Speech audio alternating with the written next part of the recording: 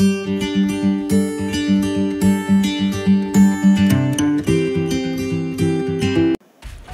Friends, welcome back to my channel simple blogs with Sukanya. ಎಲ್ಲರೂ ಹೇಗಿದ್ದೀರಾ? ಚೆನ್ನಾಗಿದ್ದೀರಾ ಅಂತ ಅನ್ಕೋತೀನಿ. ನಾವು ಕೂಡ ಚೆನ್ನಾಗಿದ್ದೀವಿ. ಇವಾಗ ಸಂಜೆ ಆಗಿದೆ, ಕಾಫಿ ಟೈಮ್. ಆದರೆ ಇವತ್ತು ನಾನು ಕಾಫಿ ಮಾಡ್ತಾಯಿಲ್ಲ, ಒಂದು ಹೆಲ್ತಿಯಾಗಿರೋಂಥ ನುಗ್ಗೆ ಸೊಪ್ಪಿಂದ ಸೂಪ್ ಮಾಡ್ತಾಯಿದ್ದೀನಿ. ಸ್ವಲ್ಪ ಗಂಟ್ಲು ಕಿರಿಕಿರಿ ಅಂತ ಅನ್ನಿಸ್ತಾ ಇದೆ. ಹಾಗಾಗಿ ಈ ಸೂಪನ್ನ ಮಾಡಿ ಕುಡಿಯೋದ್ರಿಂದ ಈ ಶೀತ, ಕೆಮ್ಮು, ಕಫ ಕಟ್ಟಿರುತ್ತಲ್ಲ ಅದೆಲ್ಲ ಕ್ಲಿಯರ್ ಮಾಡೋದಕ್ಕೆ ತುಂಬ ಹೆಲ್ಪ್ ಆಗುತ್ತೆ. ಸೊ ಹಾಗಾಗಿ ನಾನು ಇವತ್ತು ಈ ಒಂದು ನುಗ್ಗೆ ಸೊಪ್ಪಿನ ಸೂಪನ್ನು ಮಾಡಿ ಕುಡಿತಾ ಇದ್ದೀನಿ. ಸೊ ಇದನ್ನ ನಿಮ್ಮ ಜೊತೆ ಶೇರ್ ಮಾಡೋಣ ಅಂಥೇಳಿ ಶೇರ್ ಮಾಡ್ತಾಯಿದ್ದೀನಿ ಫ್ರೆಂಡ್ಸ್. ಸೊ ಬನ್ನಿ ಹೇಗೆ ಮಾಡೋದು ಅಂತ ನೋಡೋಣ. ನನ್ನ ಚಾನಲ್ನ ಇನ್ನೂ ಯಾರು ಸಬ್ಸ್ಕ್ರೈಬ್ ಮಾಡದೆ ನೋಡ್ತಾ ಇದ್ದೀರಾ, ಪ್ಲೀಸ್ ಕೆಳಗಡೆ ಇರೋಂಥ ರೆಡ್ ಬಟನ್ನ ಕ್ಲಿಕ್ ಮಾಡಿ ಸಬ್ಸ್ಕ್ರೈಬ್ ಮಾಡ್ಕೊಳ್ಳಿ. ಹಾಗೆ ಪಕ್ಕದಲ್ಲಿರೋಂಥ ಬೆಲ್ ಐಕನ್ ಪ್ರೆಸ್ ಮಾಡೋದ್ರಿಂದ ನಾನು ಮುಂದೆ ಹಾಕೋ ಎಲ್ಲ ವಿಡಿಯೋ ನೋಟಿಫಿಕೇಷನ್ ಬರುತ್ತೆ. ಹಾಗೆ ನನ್ನ ಇನ್ಸ್ಟಾಗ್ರಾಮು ಸಹ ಫಾಲೋ ಮಾಡ್ಬೋದು. ಅದರ ಲಿಂಕ್ನ ಡಿಸ್ಕ್ರಿಪ್ಷನ್ ಬಾಕ್ಸಲ್ಲಿ ಕೊಟ್ಟಿರ್ತೀನಿ, ಹೋಗಿ ಚೆಕ್ ಮಾಡಿ. ಸೊ ಮೊದಲಿಗೆ ನಾನು ಸೊಪ್ಪನ್ನ ಬಿಡಿಸಿಟ್ಕೊಂಡಾಯಿತು. ಇವಾಗ ಇದು ಕಲ್ಲಿಂದ ಕುಟಾಣಿ ಅಂತ ಬರುತ್ತಲ್ಲ, ಅದರಲ್ಲಿ ಅರ್ಧ ಸ್ಪೂನು ಮೆಣಸು ಮತ್ತು ಜೀರಿಗೆ ಎರಡನ್ನೂ ಹಾಕ್ಕೊಂಡು ಈ ರೀತಿ ಕುಟ್ಕೋತಾ ಇದ್ದೀನಿ. ಮಿಕ್ಸಿಲಿ ಹಾಕ್ಬಿಟ್ರೆ ತುಂಬ ಪೌಡರ್ ಥರ ಆಗಿಬಿಡುತ್ತೆ. ಸೊ ಇದು ನಮಗೆ ತರಿಯಾಗಿ ಬೇಕಾಗಿರೋದ್ರಿಂದ ಈ ರೀತಿ ಕುಟ್ಕೊಳ್ಳೋದೇ ಬೆಸ್ಟು. ಸೊ ನಾನು ಇವಾಗ ಇದನ್ನು ಕುಟ್ಟಿಟ್ಕೋತಾ ಇದ್ದೀನಿ.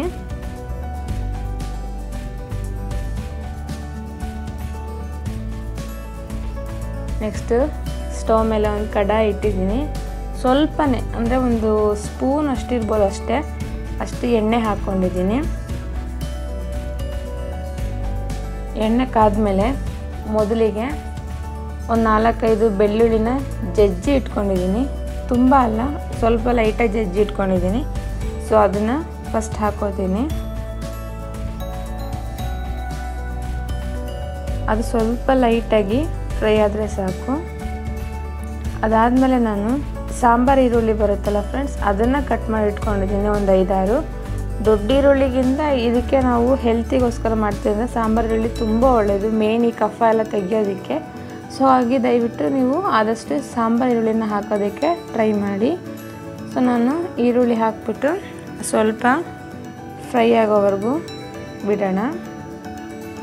ನೆಕ್ಸ್ಟು ಒಂದು ಅರ್ಧ ಟೊಮೊಟೊ ಅಷ್ಟೇ ಹಾಕ್ಕೋತಾ ಇದ್ದೀನಿ, ಚಿಕ್ಕದಾಗಿ ಕಟ್ ಮಾಡಿ. ಸ್ವಲ್ಪ ಅದು ಸ್ಮ್ಯಾಶ್ ಆಗೋವರೆಗೂ ಫ್ರೈ ಮಾಡೋಣ.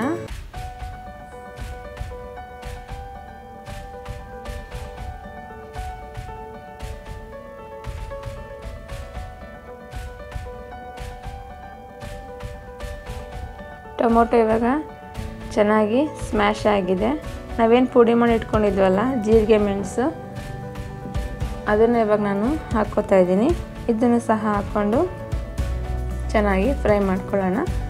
ಈ ನುಗ್ಗೆ ಸೊಪ್ಪನ್ನು ಬ್ರಹ್ಮವೃಕ್ಷ ಅಂತಲೂ ಕರೀತಾರೆ ಫ್ರೆಂಡ್ಸ್. ಅಂದರೆ ಈ ಬ್ರಹ್ಮ ಏನು ತಲೆ ಬರಹ ಅಂತ ಬರೆದಿರ್ತಾನಲ್ಲ, ಅದನ್ನು ಚೇಂಜ್ ಮಾಡೋವಂಥ ಅದರ ಕಾಯಿಲೆಗಳು ಬರೋ ಅಂಥ ಚಾನ್ಸಸ್ ಇದ್ದರೆ ಇದನ್ನು ಮಿತವಾಗಿ ನಾವು ಸೇವಿಸ್ತಾನೆ ಇರೋದ್ರಿಂದ ಆ ಕಾಯಿಲೆಗಳನ್ನ ಸಹ ತಡೆಯೋ ಶಕ್ತಿ ಇದಕ್ಕಿದೆ ಅಂತ ಹೇಳ್ತಾರೆ.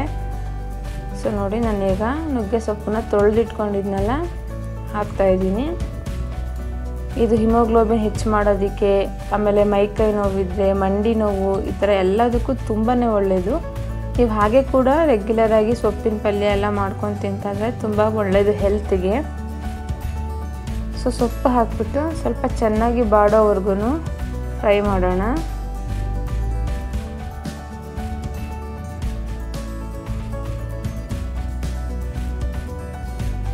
ಈಗ ವೆದರ್ ಬೇರೆ ಅಷ್ಟು ಸರಿ ಇಲ್ಲ, ಪ್ಲಸ್ ಕೊರೋನಾ ಭಯ ಬೇರೆ. ಹಾಗಾಗಿ ಮನೆ ಮದ್ದನ್ನು ಆವಾಗವಾಗ ಈ ರೀತಿ ಮಾಡ್ಕೊಳ್ಳೋದು ತುಂಬ ಒಳ್ಳೆಯದು ಆರೋಗ್ಯಕ್ಕೆ. ಇವಾಗ ಒಂದು ಸ್ವಲ್ಪ ಶೀನಿದ್ರು, ಕೆಮ್ಮು ಬಂದರೂ ನಮಗೆ ಭಯ ಆಗಿ ಶುರುವಾಗ್ಬಿಡುತ್ತೆ, ಬಂದ್ಬಿಡ್ತಾ ಅನ್ನೋ ಥರ. ಸೊ ಈಗ ಒಂದು 1/4 ಟೀ ಸ್ಪೂನ್ ಅಷ್ಟು ನಾನು ಅರಿಶಿನ ಹಾಕ್ತಾಯಿದ್ದೀನಿ. ಫ್ರೆಂಡ್ಸ್, ಅರಿಶಿನ, ಬೆಳ್ಳುಳ್ಳಿ, ಜೀರಿಗೆ, ಮೆಣಸು, ಇದು ಹೆಲ್ತಿಗೆ ಏನೇನು ಬೆನಿಫಿಟ್ಸ್ ಅಂತ ನಾನು ಆಲ್ರೆಡಿ ರಸಮ್ ವಿಡಿಯೋದಲ್ಲಿ ಡೀಟೇಲಾಗಿ ಹೇಳಿದ್ದೀನಿ. ಸೊ ಯಾರು ನೋಡಿಲ್ಲ ಅಂದರೆ ಪ್ಲೀಸ್ ಹೋಗಿ ಒಂದ್ಸಲ ಚೆಕ್ ಮಾಡಿ. ಇವೆಲ್ಲ ನಮ್ಮ ಹೆಲ್ತಿಗೆ ತುಂಬ ಬೆನಿಫಿಟ್ಸ್ ಕೊಡ್ತವೆ. ಸೊ ಅರಿಶಿನ ಹಾಕ್ಬಿಟ್ಟು ಚೆನ್ನಾಗಿ ಫ್ರೈ ಮಾಡ್ಕೊತಾ ಇದ್ದೀನಿ. ಈಗ ಇದಕ್ಕೆ 1-2 ಗ್ಲಾಸ್ ಅಷ್ಟು ನಾನು ನೀರನ್ನು ಹಾಕ್ಕೊತಾ ಇದ್ದೀನಿ. ಇದನ್ನು ಮಕ್ಕಳಿಗೂ ಸಹ ನೀವು ಕೊಡ್ಬೋದು.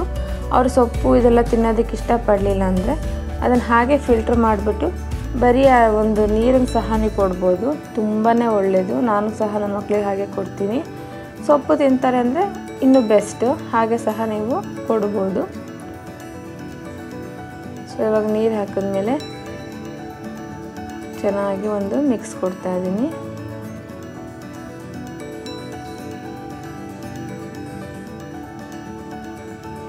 ಇವಾಗ ಇದಕ್ಕೆ ರುಚಿಗೆ ಎಷ್ಟು ಬೇಕು ನೋಡಿ ಅಷ್ಟು ಸ್ವಲ್ಪನೇ ನಾನು ಉಪ್ಪನ್ನ ಹಾಕ್ಕೋತಾ ಇದ್ದೀನಿ. ಸೊ ಇದು ಕುದಿಯೋಕ್ಕೆ ಬಿಡೋಣ. ಸೊ ನೋಡಿ ಚೆನ್ನಾಗಿ ಕುದಿ ಬಂದಿದೆ. ಅವಾಗ ಈ ರೀತಿ ಮಿಕ್ಸ್ ಮಾಡ್ತಾ ಇರಬೇಕು.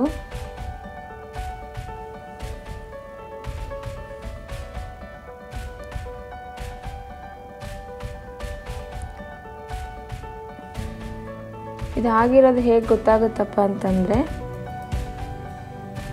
ಸ್ವಲ್ಪ ಒಂದು 5 to 10 ಮಿನಿಟ್ಸ್ ಅದು ಬಾಯ್ಲ್ ಆದಮೇಲೆ ಒಂದು ಸೊಪ್ಪನ್ನ ಕೈಯಲ್ಲಿ ತಗೊಂಡು ನೋಡಿ, ಅದು ಕೈಯಲ್ಲಿ ಈ ರೀತಿ ಸ್ಮ್ಯಾಶ್ ಮಾಡಿದ್ರೆ ಚೆನ್ನಾಗಿ ಸ್ಮ್ಯಾಶ್ ಆಗಬೇಕು. ಆ ರೀತಿ ಅದು ಚೆನ್ನಾಗಿ ಸ್ಮ್ಯಾಶ್ ಆಯ್ತಂದರೆ ಸೊಪ್ಪೆಲ್ಲ ಚೆನ್ನಾಗಿ ಬೆಂದಿದೆ, ನಮ್ಮ ಸೂಪು ರೆಡಿ ಇದೆ ಅಂತಲೇ ಅರ್ಥ. ಸೊ ನೋಡಿ ಫ್ರೆಂಡ್ಸ್, ಸೂಪು ರೆಡಿಯಾಗಿದೆ. ನುಗ್ಗೆ ಸೊಪ್ಪು ಸ್ವಲ್ಪ ಬೇಯೋದು ಸ್ವಲ್ಪ ಲೇಟೇ, ಬಟ್ ಅದು ತುಂಬ ಪೂರ್ತಿಯಾಗೂ ಬೇಯೋದಿಲ್ಲ. ಬೇರೆ ಸೊಪ್ಪುಗಳ ಥರ ಸ್ವಲ್ಪ ಹಾಗೆ ಸೊಪ್ಪು ಥರನೇ ಇರುತ್ತೆ. ಸೊ ಇಷ್ಟು ಸ್ಮ್ಯಾಶ್ ಆದರೆ ನಮಗೆ ಸಾಕು. ಸೊ ನಮ್ಮದು ಹೆಲ್ತಿಯಾಗಿರೋಂಥ ಒಂದು ಸೂಪು ರೆಡಿ ಇದೆ. ಆದಷ್ಟು ಇದನ್ನು ಬಿಸಿಯಾಗಿ ಕುಡಿಯೋದಕ್ಕೆ ಟ್ರೈ ಮಾಡಿ ಫ್ರೆಂಡ್ಸ್, ಆವಾಗಲೇ ಅದು ಬೆನಿಫಿಟ್ಸು ಜಾಸ್ತಿ ಸಿಗುತ್ತೆ ನಮಗೆ. ಒಂದು ಕಾಯಿಲೆ ಬಂದು ಆಮೇಲೆ ನಾವು ಅದ್ರ ಬಗ್ಗೆ ಸಫರ್ ಮಾಡೋದಕ್ಕಿಂತ ಈಗ ಹೇಗೂ ಡೈಲಿ ನಾವು ಕಾಫಿ ಟೀ ಇದೆಲ್ಲ ಕುಡಿತೀವಿ, ಅದ್ರ ಬದಲು ಒಂದೊಂದು ಸಲ ಈ ರೀತಿ ಹೆಲ್ತಿಯಾಗಿರೋಂಥ ಸೂಪ್ಸ್ನೆಲ್ಲ ಇನ್ಕ್ಲೂಡ್ ಮಾಡ್ಕೊಳ್ಳೋದ್ರಿಂದ ಹೆಲ್ತ್ ಬೆನಿಫಿಟ್ಸು ಸಿಗುತ್ತೆ, ಪ್ಲಸ್ ನಾವು ತುಂಬ ಆರೋಗ್ಯವಾಗೂ ಇರ್ಬೋದು. ಇದನ್ನು ಸೂಪ್ ಕುಡಿಯೋದಕ್ಕೆ ಹಾಗೆ ಯಾರಿಗಾರು ಇಷ್ಟ ಆಗಿಲ್ಲ ಅಂದರೆ ನೀವು ಅನ್ನಕ್ಕೆ ಸಹ ಹಾಕ್ಕೊಂಡು ಕಲಿಸ್ಕೊಂಡು ತಿನ್ಬೋದು. ತಿಳಿ ಸಾರು ಥರನೇ ಇರುತ್ತೆ. ನುಗ್ಗೆ ಸೊಪ್ಪನ್ನು ಮುಚ್ಚಿ ಮಾತ್ರ ಬಾಯ್ಲ್ ಮಾಡೋಕ್ಕೆ ಬಿಡಬೇಡಿ, ಸ್ವಲ್ಪ ಕಹಿ ಆಗಿಬಿಡುತ್ತೆ. ಸೊ ಆದಷ್ಟು ಓಪನ್ ಇಟ್ಕೊಂಡೇ ನೀವು ಅದನ್ನು ಬಾಯ್ಲ್ ಮಾಡ್ಕೋಬೇಕು. ಸ್ವಲ್ಪ ಎಳೆದಾಗಿರೋ ಸೊಪ್ಪಿದ್ರೆ ತುಂಬ ಚೆನ್ನಾಗಿರುತ್ತೆ. ಸೊ ನೋಡಿ ಫ್ರೆಂಡ್ಸ್, ನಮ್ಮದು ಹೆಲ್ತಿಯಾಗಿರೋಂಥ ನುಗ್ಗೆ ಸೊಪ್ಪಿನ ಸೂಪ್ ರೆಡಿಯಾಗಿದೆ. ಈ ವಿಡಿಯೋ ನಿಮ್ಗೆ ಇಷ್ಟ ಆಗಿದೆ, ಇನ್ಫಾರ್ಮೇಟಿವ್ ಆಗಿ ಕೂಡ ಇತ್ತು ಅಂತ ನಾನು ಅನ್ಕೋತೀನಿ. ಇಷ್ಟ ಆಗಿದರೆ ಲೈಕ್ ಕೊಡೋದನ್ನು ಮಾತ್ರ ಮರಿಬೇಡಿ ಫ್ರೆಂಡ್ಸ್. ನಿಮ್ಮ ಫ್ಯಾಮಿಲಿ ಫ್ರೆಂಡ್ಸ್ ಜೊತೆ ಶೇರ್ ಮಾಡ್ಕೊಳ್ಳಿ. Thank you so much for watching.